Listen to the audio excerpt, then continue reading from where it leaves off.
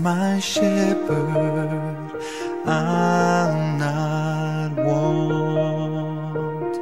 He makes me lie in pastures green. He leads me by the still waters. His goodness restores my soul. He guides my way in righteousness, and He anoints my head with oil,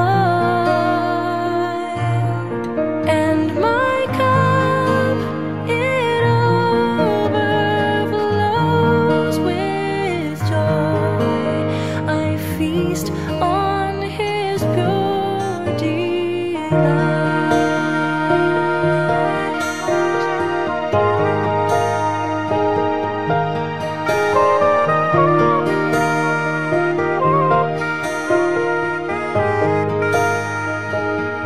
And though I walk the darkest The path, darkest I path, will not I fear will not the fear evil one, for you are with me, and your rod and staff are comfort I need to know.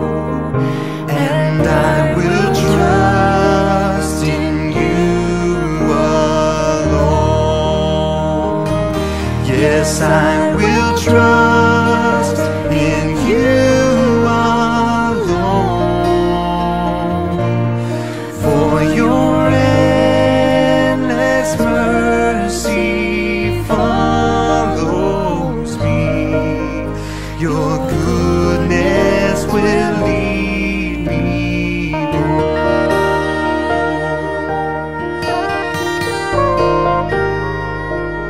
You lead me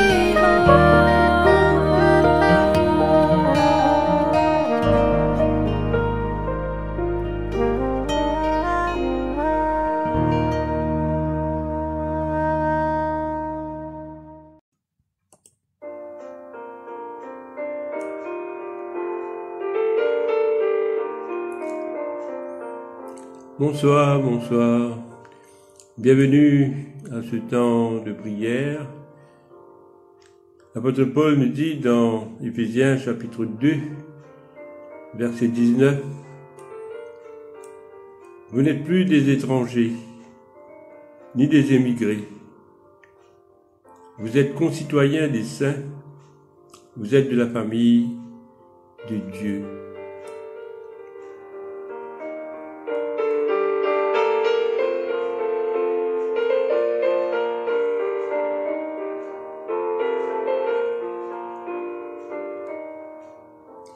Frères et sœurs, nous allons nous tourner vers le trône de grâce de notre Seigneur pour lui demander pardon.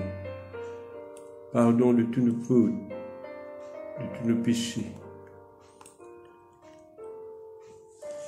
Confessons donc les péchés que nous avons commis contre Dieu et notre prochain. Nous disons ensemble la prière pénitentielle. Dieu de miséricorde, nous confessons que nous avons péché contre toi, en pensée, en parole et en acte, par ce que nous avons fait, ce que nous avons omis de faire. Nous ne t'avons pas aimé de tout notre cœur. Nous n'avons pas aimé notre prochain comme nous-mêmes. Nous regrettons sincèrement ces fautes. Humblement, nous nous en repentons. Pour l'amour de ton Fils Jésus-Christ, prends pitié de nous et pardonne-nous. Alors ta volonté fera notre joie et nous pourrons marcher sur des chemins pour la gloire de ton nom. Amen. Que le grand Dieu, le Dieu Tout-Puissant, vous fasse miséricorde, qui vous pardonne tous vos péchés par Jésus-Christ, notre Seigneur, et qui vous affermisse en tout bien, et par la puissance de l'Esprit Saint, qu'il vous garde pour la vie éternelle. Amen. Nous allons maintenant écouter les lectures.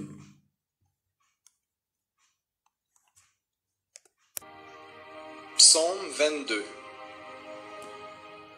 Au chef de chœur, sur biche de l'aurore, psaume de David. Mon Dieu, pourquoi m'as-tu abandonné? Mes paroles plaintives sont loin de me procurer le salut. Mon Dieu, je crie le jour, et tu ne réponds pas.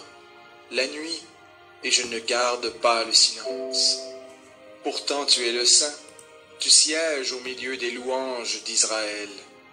En toi se confiaient nos pères, ils se confiaient, et tu les délivrais. Ils criaient à toi, et ils échappaient. Ils se confiaient en toi, et ils n'étaient pas dans la honte. Et moi, je suis un ver et non un homme, le déshonneur des humains et le méprisé du peuple. Tous ceux qui me voient se moquent de moi. Ils ouvrent les lèvres, hochent la tête. Remets ton sort à l'Éternel. L'Éternel le libérera, il le délivrera puisqu'il l'aime. Oui, tu m'as tiré du ventre maternel. Tu m'as confié au sein de ma mère. Sur toi, j'ai été jeté dès les entrailles maternelles. Dès le ventre de ma mère, tu as été mon Dieu. Ne t'éloigne pas de moi quand la détresse est proche, quand personne ne vient à mon secours. De nombreux taureaux m'entourent, des taureaux de Basan m'environnent. Ils ouvrent contre moi leur gueule, comme un lion qui déchire et rugit.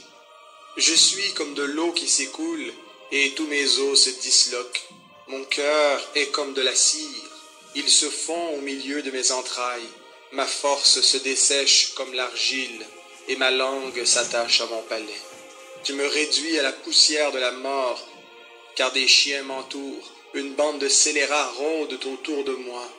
Ils ont percé mes mains et mes pieds. Je compte tous mes os. Eux, ils observent, ils arrêtent leur regard sur moi. Ils se partagent mes vêtements, ils tirent au sort ma tunique. Et toi, Éternel, ne t'éloigne pas. Toi qui es ma force, viens en hâte à mon secours. Délivre mon âme de l'épée, ma vie du pouvoir des chiens. Sauve-moi de la gueule du lion et des cornes du buffle. Tu m'as répondu. Je publierai ton nom parmi mes frères. Je te louerai au milieu de l'assemblée. Vous qui craignez l'Éternel, louez-le.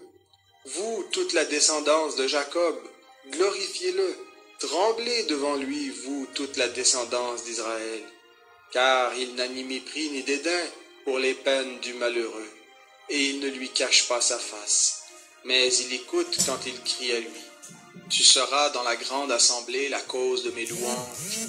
J'accomplirai mes vœux en présence de ceux qui te craignent. Les humbles mangeront et se rassasieront. Ils loueront l'Éternel, ceux qui le cherchent. Que votre cœur vive à toujours. Toutes les extrémités de la terre se souviendront de l'Éternel et se tourneront vers lui. Toutes les familles des nations se prosterneront devant sa face. Car le règne est à l'Éternel. Il domine sur les nations. Tous les puissants de la terre mangeront et se prosterneront aussi. Devant lui plieront tous ceux qui descendent dans la poussière, ceux qui ne peuvent conserver leur vie. La postérité lui rendra un culte. On parlera du Seigneur à la génération future. On viendra annoncer sa justice au peuple qui naîtra, car l'Éternel a agi. Ecclésiaste, chapitre 11.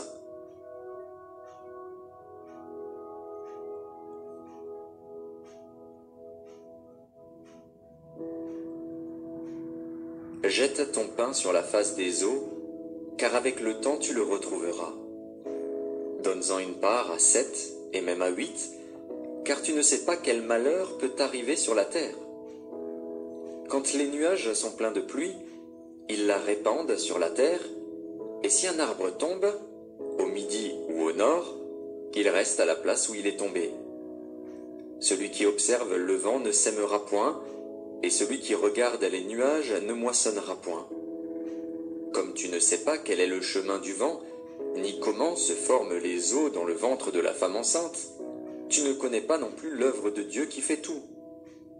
Dès le matin, sème ta semence, et le soir ne laisse pas reposer ta main, car tu ne sais point ce qui réussira, ceci ou cela, ou si l'un et l'autre sont également bons. La lumière est douce, et il est agréable aux yeux de voir le soleil. Si donc un homme vit beaucoup d'années, qu'il se réjouisse pendant toutes ces années, et qu'il pense aux jours de ténèbres qui seront nombreux. Tout ce qui arrivera est vanité. On va maintenant écouter l'Évangile selon Saint Jean, chapitre 20, les versets 11 à 18. Cependant, Marie se tenait dehors près du sépulcre et pleurait. Comme elle pleurait, elle se baissa pour regarder dans le sépulcre, et elle vit 2 anges vêtus de blanc, assis à la place où avait été couché le corps de Jésus, l'un à la tête, l'autre aux pieds. Ils lui dirent, « Femme, pourquoi pleures-tu » Elle leur répondit, « Parce qu'ils ont enlevé mon Seigneur, et je ne sais où ils l'ont mis. » En disant cela, elle se retourna, et elle vit Jésus debout. Mais elle ne savait pas que c'était Jésus. Jésus lui dit, « Femme, pourquoi pleures-tu ? Qui cherches-tu » Elle, pensant que c'était le jardinier, lui dit, « Seigneur, si c'est toi qui l'as emporté, dis-moi où tu l'as mis, et je le prendrai. » Jésus lui dit, « Marie. » Elle se retourna et lui dit en hébreu, « Rabouni », c'est-à-dire « Maître ».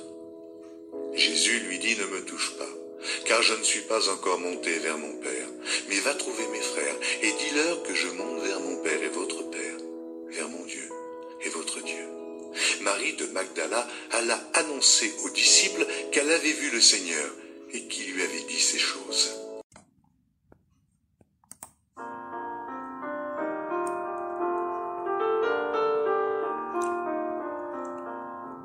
Chers amis, nous allons prendre un temps maintenant pour méditer sur la parole de Dieu. La Bible nous montre ce soir un personnage.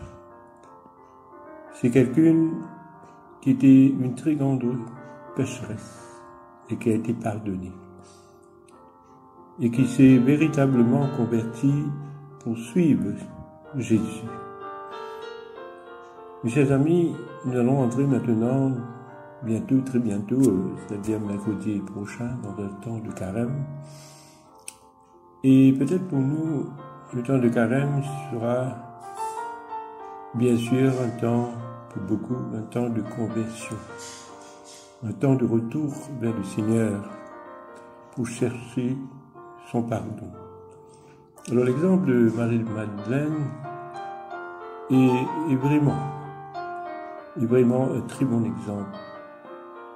Elle, qui commettait beaucoup de péchés dans sa vie, était réellement convertie. Elle avait reçu une nouvelle vie avec le Seigneur. Et non seulement qu'il avait été pardonné, reçu cette nouvelle vie, mais elle avait décidé de suivre Jésus, tout en ayant une relation personnelle avec lui, comme Seigneur, comme Sauveur. Marie-Madeleine était tout en pleurs devant le tombeau vide. Et non seulement son maître, son Seigneur, était mort, mais en plus, elle, comme si elle ne peut même plus, comme si le rendre un dernier hommage, car malheureusement il n'y avait plus de corps. Alors on peut comprendre le désarroi de cette personne, cette peine qu'elle avait eue, Et comme si dans toute sa peine, et elle n'avait pas reconnu Jésus qu'elle prenait pour le jardinier dans ce lieu où elle était. Alors, il faudra que la parole de Jésus, cette parole qui trouvera le chemin du cœur de Marie en l'appelant par son nom, pour qu'enfin elle reconnaisse celui que son cœur aimait, son maître, son Seigneur, son Sauveur. Alors Marie voudrait bien retenir Jésus, mais Jésus lui demande de le laisser partir vers son Père et d'aller, elle, annoncer la bonne nouvelle aux autres. Bien sûr, ce qu'elle a fait sans hésitation. Alors, c'est elle qui a eu cette occasion d'aller comme le premier, première personne à être, un apôtre, un disciple de la bonne nouvelle. Elle a annoncé la résurrection de Jésus-Christ. Peut-être ce soir, Marie-Madeleine nous renvoie, à travers l'évangile de ce soir, à plusieurs peut-être questions que nous avons dans notre vie, peut-être des questions dont la réponse se trouve du fond de notre cœur. Mais essayons de voir, peut-être de réfléchir, de méditer, tout en laissant le Seigneur lui-même parler aussi à notre cœur ce soir. Alors, premièrement, peut-être une question: à quel niveau est-ce que je me reconnais pécheur? Alors, peut-être, le temps de carême va nous permettre vraiment de nous rapprocher et de connaître un peu plus de ce que Dieu a fait à travers Jésus-Christ. C'est-à-dire, Dieu a tellement aimé le monde qu'il a donné Jésus, son Fils, afin que nous tous nous soyons sauvés, que nous recevons la vie éternelle. C'est bon d'aller repartir dans cette base fondamentale de la foi chrétienne. Alors, est-ce que je reconnais les péchés? Non, je suis coupable, que nous sommes coupables. Nous sommes tous des pécheurs. La Bible nous dit dans Romains chapitre 3, verset 23, nous sommes tous des pécheurs.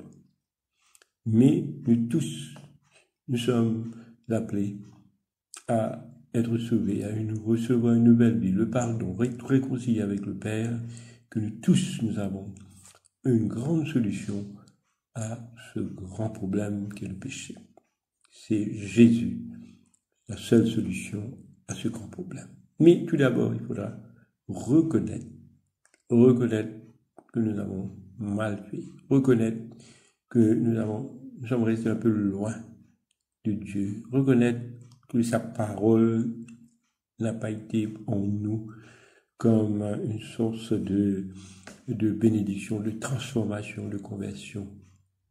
Alors peut-être, pour aller un peu plus loin dans cette temps de réflexion, peut-être une autre question est: comment est-ce que je prends conscience de l'amour du Christ pour moi? À quel degré que le Christ m'aime et comment il apporte ce pardon dont j'ai besoin dans son infinie miséricorde. Alors, c'est là peut-être que nous avons ce soulagement, parce que le Christ, il nous aime. C'est pour cela qu'il est parti à la croix, pour ouvrir ses bras, hein, il a été cloué pour nous par amour. Il unit sa vie pour nous par amour. Alors, quel est ce degré d'amour que le Christ a pour moi, personnellement? Comment est-ce qu'il m'aime? Est-ce que vraiment je sens cet amour dans ma vie? Et peut-être ensuite, et quelle réponse d'amour est-ce que moi, à mon tour, je donne à Jésus? C'est vrai qu'il m'a pardonné, il m'a relevé, il m'a réconcilié avec le Père. Il a tout fait pour moi. Mais moi, est-ce que je l'aime? est-ce que je l'aime vraiment? Est-ce que j'aime Jésus vraiment? C'est-à-dire que, comment je vis ma vie avec lui? Est-ce que sa présence, elle est particularité grande de ma vie? Est-ce que je marche vraiment avec lui chaque jour? Est-ce que vraiment je le suis comme un disciple, tout à l'exemple de Marie-Madeleine? Ou est-ce que je ne le suis ou quand cela ne me dérange pas? C'est-à-dire que je marche avec lui quand je suis un petit pépin, un petit problème. Alors j'essaie de le rencontrer, j'essaie de parler, et après fini, quand tout va bien. Alors ensuite, peut-être une autre question qu'on peut se poser, est-ce que vraiment je laisse le Seigneur parler à mon cœur? Et souvent, moi je parle, moi je prie, moi je demande. Je demande beaucoup de choses pour mon propre intérêt, parce que j'ai besoin de sortir dans mes problèmes, dans mes difficultés. J'ai besoin d'être guéri pour que je puisse retourner à ma vie, cette vie normale que j'avais avant. Mais est-ce que je laisse le Seigneur lui parler? Et quand je vais quand est-ce que je vais laisser le Seigneur parler à mon cœur? Dans quel moment? Alors, c'est pour cela que c'est très important pour nous, mes chers amis, que nous restons centrés sur le Christ au lieu de sur nous-mêmes, tout en restant aveugles et sourds à sa présence au cœur de notre vie. J'allais dire sourds, parce que nos oreilles spirituelles n'arrivent pas à entendre, nous n'avons pas ces oreilles spirituelles pour l'entendre parler avec nous à travers, par exemple, son évangile.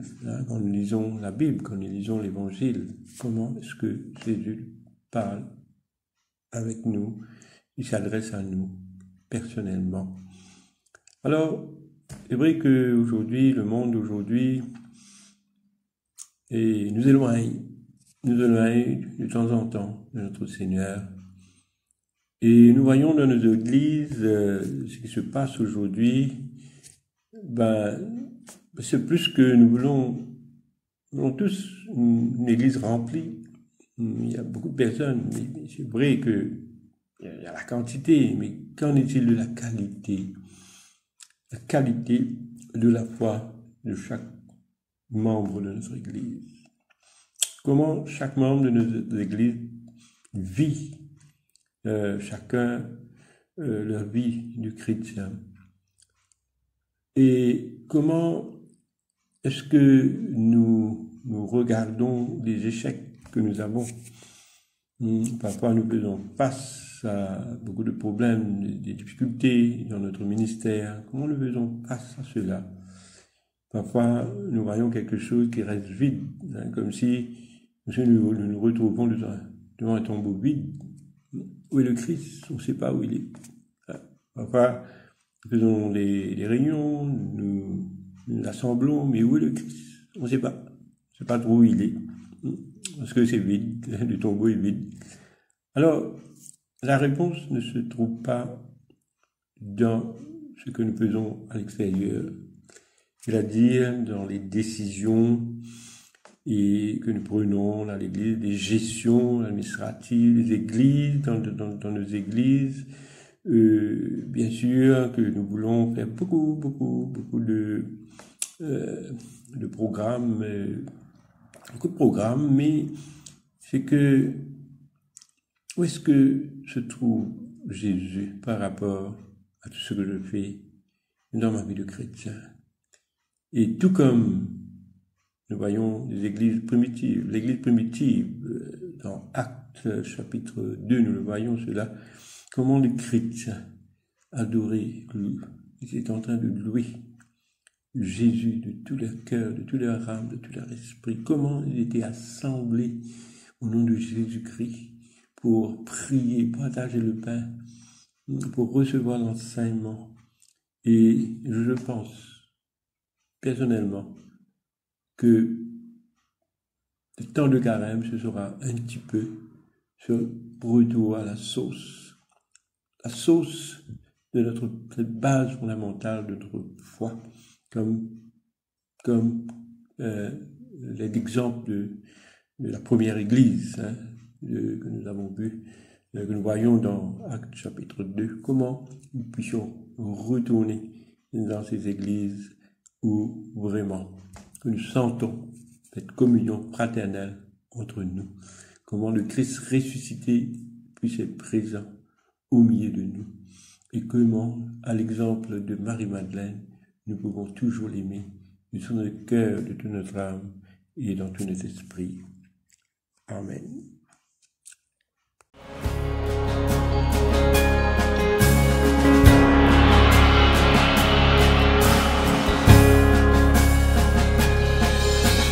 À toi la gloire, ô ressuscité, à toi la victoire pour l'éternité.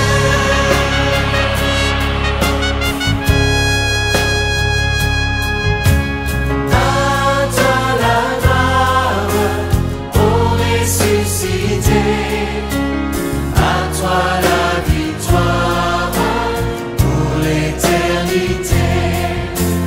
Brillant de lumière, l'ange est descendu. Il roule la pierre du tombeau vaincu. À toi la gloire, ô ressuscité. À toi la victoire pour l'éternité. Vois le paraître, c'est lui, c'est Jésus, ton sauveur, ton maître, on ne doute plus. Sois dans la détresse, peuple du Seigneur, et redis sans cesse que Christ est vainqueur. À toi la gloire, ô ressuscité, à toi la victoire pour l'éternité.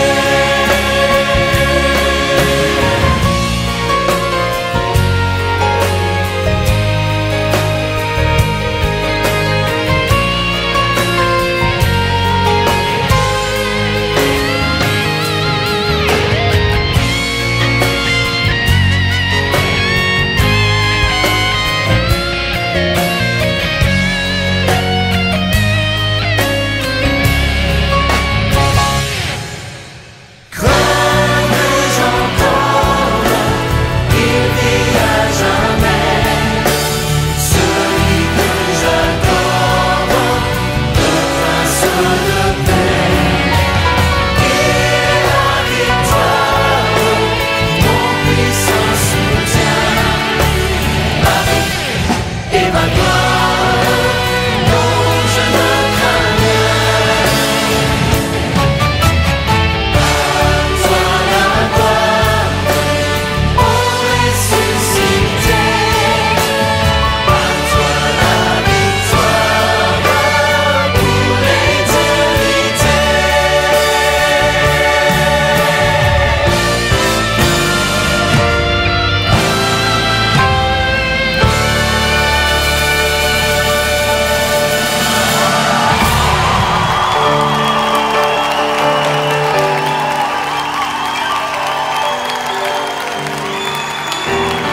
Reçois la gloire, Seigneur. L'agneau sur le trône. Reçois la gloire pour toute éternité. Tu es digne. Digne de recevoir la puissance, la gloire, l'honneur.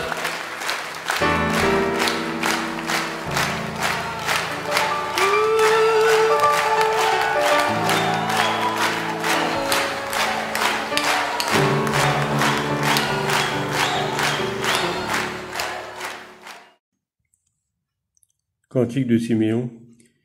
Maintenant, ô Maître souverain, tu peux laisser ton serviteur s'en aller en paix, selon ta parole. quand mes yeux ont vu le salut que tu préparais à la face des peuples. Lumière qui se révèle aux nations et donne gloire à ton peuple d'Israël. Gloire au Père et au Fils et au Saint-Esprit, pour les siècles et des siècles. Amen. Je crois en Dieu le Père Tout-Puissant, Créateur du ciel et de la terre, et en Jésus-Christ, son Fils unique, notre Seigneur, qui a été conçu du Saint-Esprit, né de la Vierge Marie, a souffert sous Ponce Pilate, a été crucifié, est mort, et a été enseveli, et descendu aux enfers le troisième jour, est ressuscité des morts, est monté aux cieux, est assis à la droite du Père Tout-Puissant, d'où il viendra juger les vivants et les morts. Je crois en l'Esprit Saint, à la Sainte Église catholique, à la communion des saints, à la rémission des péchés, à la résurrection de la chair, à la vie éternelle. Amen. Le Seigneur soit avec vous et avec l'Esprit. Prions le Seigneur, notre Père, qui es aux cieux. Que ton nom soit sanctifié, que ton règne vienne, que ta volonté soit faite sur la terre comme au ciel. Donne-nous aujourd'hui notre pain de ce jour et pardonne-nous nos offenses, comme nous pardonnons à ceux qui nous ont offensés. Ne nous soumets pas à la tentation, mais délivre-nous du mal. Car c'est à toi qu'appartiennent le règne, la puissance et la gloire, dans les siècles des siècles. Amen. Fais-nous voir, Seigneur, ton amour, et donne-nous ton salut. Revêt tes prêtres de justice, que les fidèles crient de joie. Donne la paix, Seigneur, à toute la création. Toi seul peux nous donner de vivre en sûreté. Seigneur, sois le gardien de cette nation, et guide-nous dans les voies de la justice et de la vérité, que ton chemin soit connu sur la terre, et ton salut parmi toutes les nations. Que le pauvre ne soit pas oublié pour toujours, que jamais ne périsse l'espoir des malheureux. Crée en nous un cœur pur, ô Dieu, que ton Saint-Esprit nous soutienne. Prions le Seigneur. Seigneur grand Dieu Tout-Puissant et Éternel, nous venons vers toi ce soir pour présenter nos prières d'intercession. Nous prions, Seigneur, aujourd'hui pour tous ceux qui souffrent, tous ceux qui sont malades, Seigneur. Nous plaçons les personnes, Seigneur, qui ont besoin de toi, que ce soit dans des hôpitaux, des personnes qui sont seules, qui sont dans les homes, des personnes qui sont seules dans leur maison. Nous prions, Seigneur, pour chacun de nous présents ce soir. Tu connais tout de nous, Seigneur, tu connais nos souffrances, tu connais nos maladies, tu connais notre force, nos faiblesses, tu connais tout de nous, tu connais notre passé, notre présent, notre avenir. Nous nous plaçons devant toi ce soir, Seigneur. C'est toi seul qui peux imposer ta main sur nous afin que nous puissions recevoir des cascades de bénédiction qui viennent de toi. Seigneur, nous te prions pour la Sainte Église, Seigneur, afin que l'Église puisse continuer à grandir, que l'Église puisse devenir une Église phare dans chaque région. Oui, Seigneur, que tu puisses utiliser toutes ces personnes qui se sont engagées afin que ton royaume puisse continuellement grandir, Seigneur, pour la gloire de ton nom. Et nous prions aussi, Seigneur, pour notre évêque, pour tout le clergé, pour tous les laïcs qui se sont engagés, afin que tu leur donnes toujours cette force, cette joie pour annoncer la bonne nouvelle. Et dans les paroisses respectives, dans les églises respectives, là où ils se trouvent. Seigneur, bénis-nous, Seigneur, bénis notre pays, afin que notre pays puisse continuer à progresser, que tu protèges notre pays contre toute fléau, contre toute catastrophe naturelle, que tu nous bénis, Seigneur, tu bénis notre société. Nous plaçons aussi notre monde devant toi ce soir. Nous élevons notre monde, ce monde que tu as créé toi-même. Enlève tout esprit de division, de guerre, de souffrance, de haine, Mets l'amour, Seigneur, dans le cœur de chaque dirigeant des nations, afin que nous puissions vraiment trouver la paix dans ce monde. Oui, Père éternel, nous te prions dans le nom puissant de Jésus-Christ. À lui soit la gloire pour les siècles et des siècles. Amen. Nous te rendons grâce, Seigneur, aussi ce soir, pour tout ce que tu as fait pour nous, tous les bienfaits que tu nous as accordés dans notre vie, et aussi pour que nous puissions continuer à nous mettre à ton service et que nous puissions toujours marcher devant toi comme tes disciples. Oui, Seigneur, nous te rendons grâce et nous te disons merci. Nous te demandons par ton Fils Jésus le Christ, notre Seigneur. Amen. La prière de Saint Jean Chrysostome. Dieu Tout-Puissant, toi qui nous as accordé la grâce de t'adresser d'un cœur unanime notre prière commune, tu as promis par ton Fils que lorsque 2 ou 3 se réuniraient en ton nom, tu serais au milieu d'eux. Comble maintenant, Seigneur, nos désirs et nos vœux, selon ce qui nous est utile. Donne-nous en cette vie la connaissance de ta vérité, dans le monde à venir, la vie éternelle. Amen. Bénissons le Seigneur, nous rendons grâce à Dieu. Nous allons dire la grâce ensemble, que la grâce de notre Seigneur Jésus-Christ, notre Seigneur, l'amour de Dieu et le Père et la communion de l'Esprit Saint soient toujours avec nous. Que le Dieu de l'espérance nous comble de joie, de paix, afin que nous débordions d'espérance, par la puissance de l'Esprit Saint, que le grand Dieu de Dieu Tout-Puissant vous bénisse, au nom du Père et du Fils et du Saint-Esprit. Amen. Voilà, chers frères et sœurs, nous sommes arrivés à la fin de notre prière du soir, et je vous souhaite de passer une très bonne nuit sous la protection de notre Seigneur. À bientôt. Au revoir.